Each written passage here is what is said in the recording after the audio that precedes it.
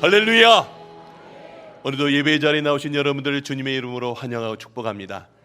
흐린 날씨 가운데 오셨지만 오늘 예배를 통해서 환한 은혜의 빛이 여러분의 심령 가운데 임하시길 주님의 이름으로 축원합니다.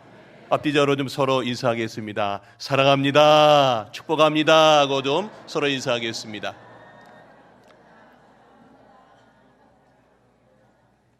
네, 오늘 할렐루야 찬양대에 어깨가 들썩들썩 될 만한 은혜로운 찬양 하나님께서 기쁘게 받으신 줄 믿습니다.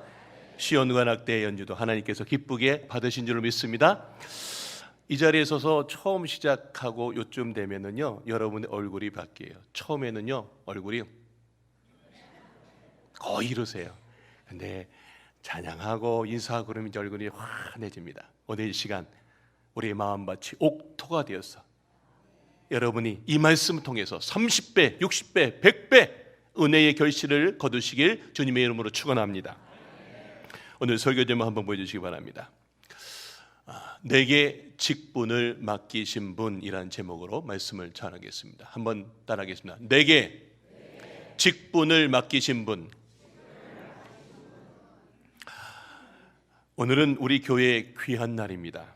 신천 집사님, 신천 권사님이 임직패를 받는 날입니다. 그리고 새해를 맞아 모든 임원들이 마음을 다시 새롭게 하는 주일입니다. 자, 내가 집사다, 내가 권사다, 내가 장로다, 내가 여선교회 또 남선교회 또 내가 안내 봉사위원이다, 이런저런 모든 직분을 맡으신 분 한번 손들어 보세요. 안 드시네. 제가 보기엔 다 같은데. 자, 다시 한번 손들어 봅시다. 직분을 맡으신 분 손들어 보세요. 내가 집사 권사한 분 아니세요? 네. 내가 집사 권사다. 네. 장로다. 네. 돈 내리십시다. 오늘 우리가 신천 집사님, 신천 권사님 패 단순히 전달하는 것을 넘어서서 우리들 모두가 하나님 앞에 직분자가 무엇인지를 깨닫는 시간 되시길 주님의 이름으로 축원합니다. 오늘 받는 것은 그냥 단순한 어떤 임직패가 아니라 주님이 맡기시는 은혜의 부르심입니다. 오늘은 하나님이 한 사람의 머리 위에 손을 얹으시고 말씀하시는 날입니다. 내가 너에게 맡긴다. 여러분, 우리가 그 마음이 있어야 돼요. 2026년 우리가 그 마음을 갖고 출발하셔야 됩니다. 예전에 어느 모임에서 은퇴하신 목사님이랑 수련회 가서 같은 방을 쓰게 된 적이 있습니다. 그때 은퇴 목사님에게 이런 질문을 드렸습니다. 목사님, 은퇴하시니까 어떠세요? 편안하시죠? 설교 준비도 안 해도 되고 새벽 기도도 꼭 안 나가도 되고요. 그때 은퇴 목사님이 웃으시면서 이렇게 말씀하셨습니다. 아닙니다.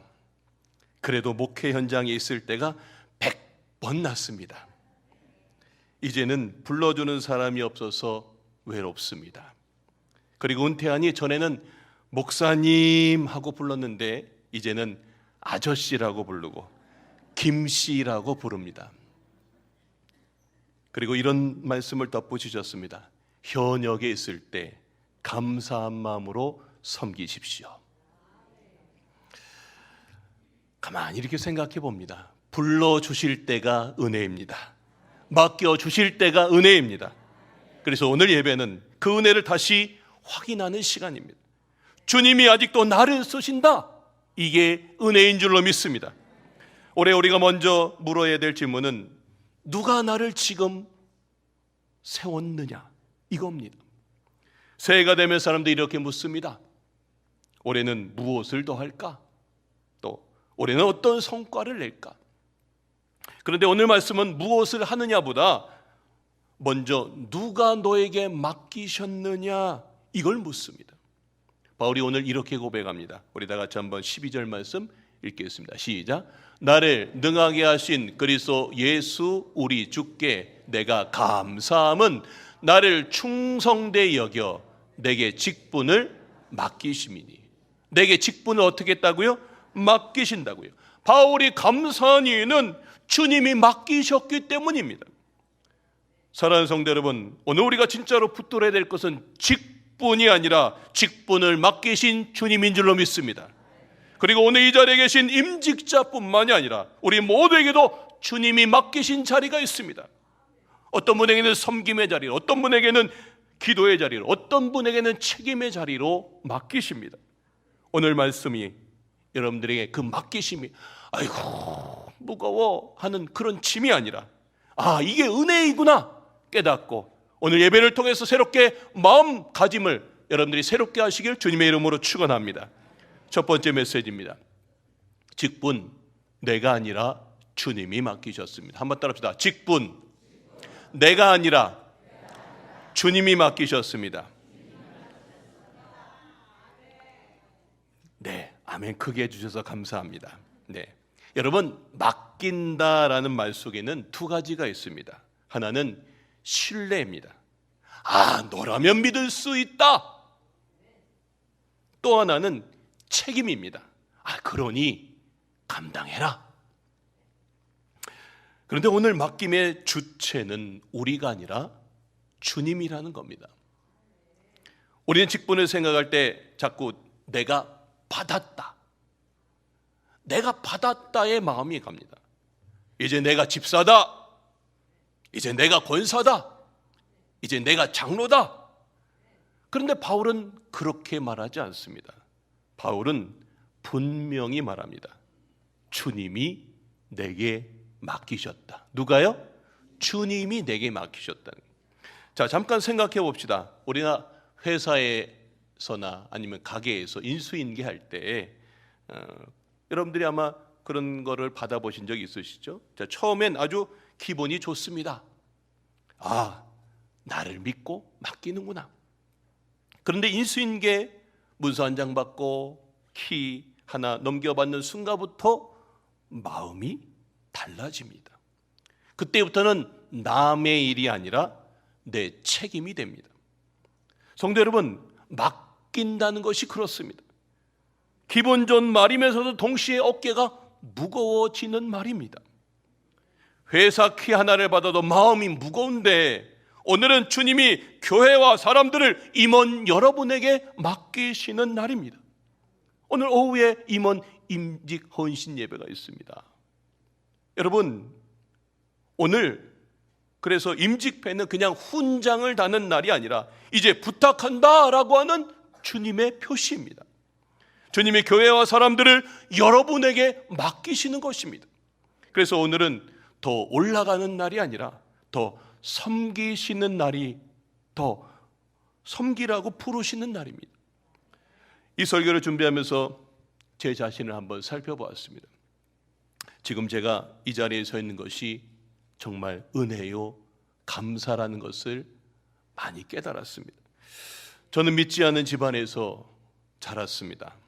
제사와 술, 그런 분위기 속에서 컸고 동네에서 무당이 굿하는 것, 그런 것들을 자주 보며 자랐습니다.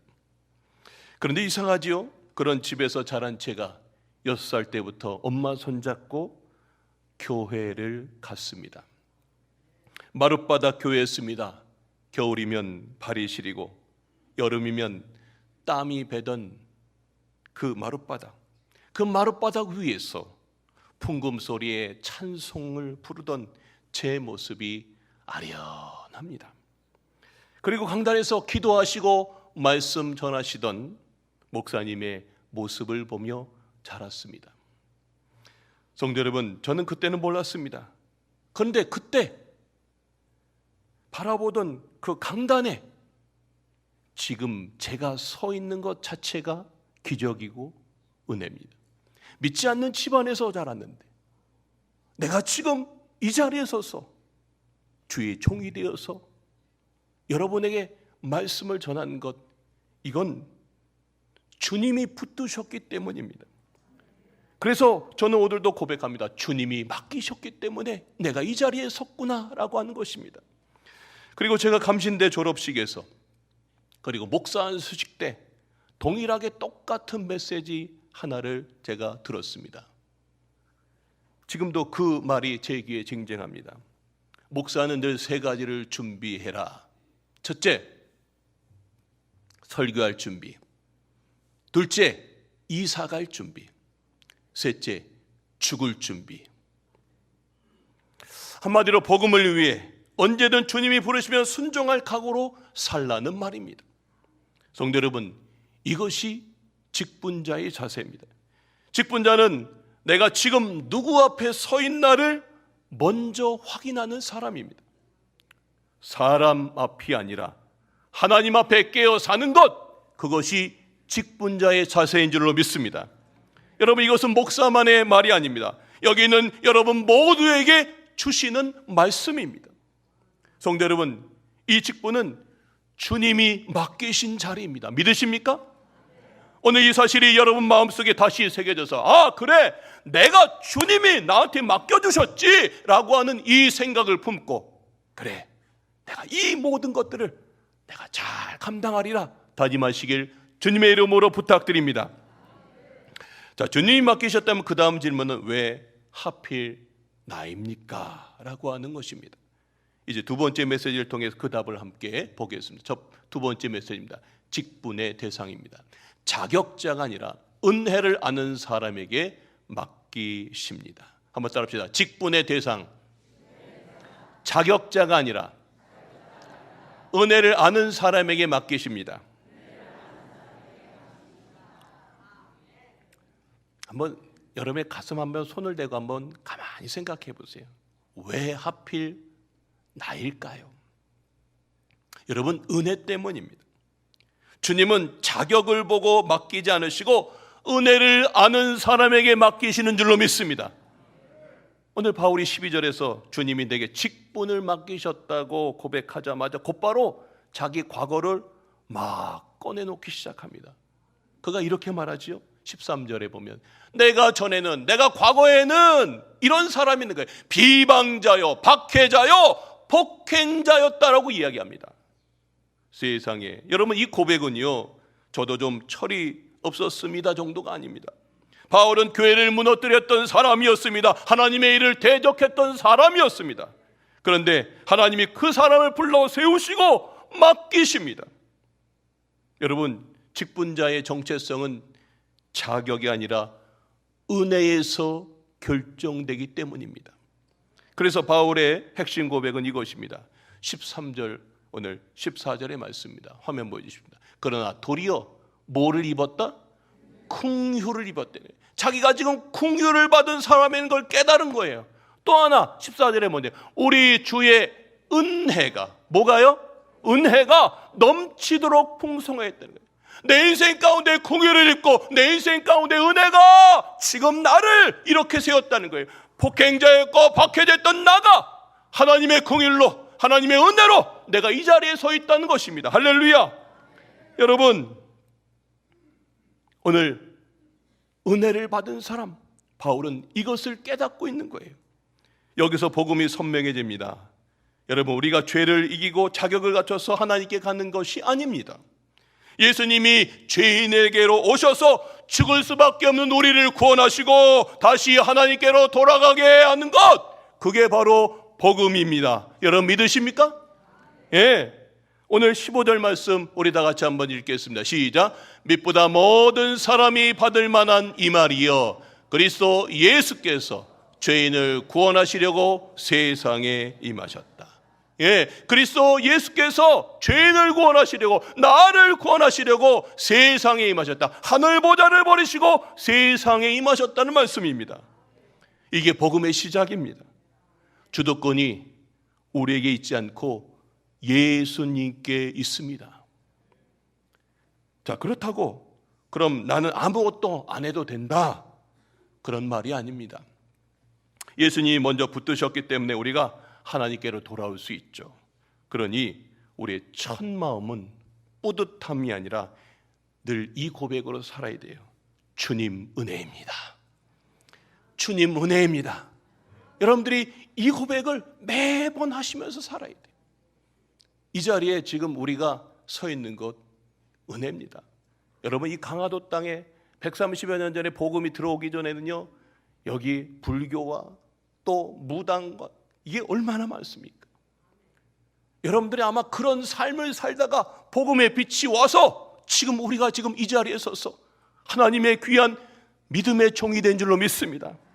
여러분, 우리가 이 주님의 은혜를 깨닫기 시작하면, 은혜가 선명해지면 내 섬김이 내가 살아나요. 억지로 하지 않아요. 그래 기쁘다. 그래. 거기에서부터 내가 이 은혜를 아는 것에서부터 섬김이 나오고요, 충성이 시작됩니다. 여러분, 우리는 충성을 흔히 열심으로만 생각합니다. 그런데 충성을 일의 양으로 재기 시작하면 비교하게 되고요, 경쟁하게 되고요, 교회에서 섬기는 것이 점점 무겁고 어렵습니다. 바울이 말하는 충성은 그게 아닙니다. 충성은 예수님이 나를 위해 하신 일을 잊지 않는 것입니다. 네, 예수님이 나를 위해서 하신 일을 늘 잊지 않고 하는 거예요. 바울은 내가 원래 충성된 사람이었다라고 자랑하지 않습니다. 오히려 내가 전에는 박해자여 비방자여 폭행자였다라고 자기가 그렇게 고백합니다. 무슨 뜻입니까? 바울의 충성은 타고난 성품이 아니라 복음으로 만들어낸 변화라는 뜻입니다. 복음이 나를 이렇게 만들었다는 거예요. 그래서 바울이 말하는 충성은 내가 교회를 위해 뭘 했냐, 이게 아니라 예수님이 나를 위해 뭘 하셨느냐를 잊지 않는 것입니다. 그래서 충성은 내게 주어진 그것을 업무로서 하는 게 아니라 기억에서부터 나오는 것입니다. 충성은 기억입니다. 나를 구원하신 복음을 기억하고 그 기억으로 다시 서서 주의 일을 하는 것, 그게 충성이에요. 그것을 기억하면 주님이 우리에게 말씀하십니다. 착하고 충성된 종이라고. 그래서 성경적인 충성을 이렇게 정리할 수 있습니다. 첫째, 충성은 사람에게 인정받는 것이 아니라 주님 앞에 서는 겁니다. 따라합시다. 충성은 사람에게 인정받는 것이 아니라 주님 앞에 서는 것이다. 예, 사람의 평가를 의식하면 섬김이 사람에게 향하지만 충성된 사람은요, 늘 주님 앞에 서 있는 겁니다. 둘째, 충성은 완벽함이 아니라 돌아오는 겁니다. 한번 따라합시다. 충성은 완벽함이 아니라 돌아오는 것이다. 네, 우리가 일하다가 주의 일을 하다 보면 지칠 때가 있어요. 있지요. 그런데요, 우리가 지치면 어떻게 하는 거예요? 다시 주님 앞으로 오는 거예요. 넘어지면 다시 은혜로 주님 앞에 돌아오는 것, 그게 충성이에요. 하나님이 찾으시는 충성은 흠없는 사람이 아니라 회개할 줄 아는 사람이에요. 아, 주님, 내가 주님 앞에 다시 섭니다. 이것을 하는 거예요, 매번. 셋째, 충성은 내 힘이 아니라 주님이 능하게 하심으로 유지됩니다. 따라합시다. 충성은 내 힘이 아니라 주님이 능하게 하심으로 유지됩니다. 예, 충성은 내 의지로 버티는 게 아닙니다. 주님이 오늘도 나를 능하게